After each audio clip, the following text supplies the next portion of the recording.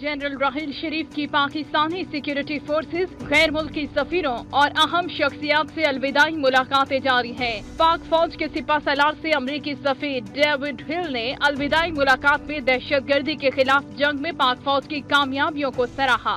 अमरीकी सफीर का कहना था कि जनरल राहिल शरीफ की सरबराही में पाक फौज की कामयाबियों को पूरी दुनिया मानती है।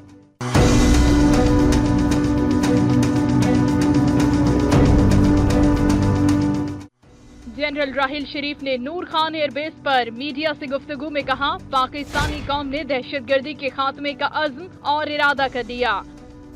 यकीन है कि पाक सरजमीन से दहशतगर्दी का सफाया हो जाएगा।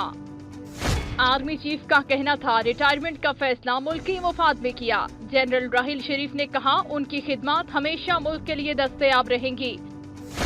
रिटायरमेंट के बाद बाकी वक्त शोहदा के वरसा के लिए वक्फ करेंगे।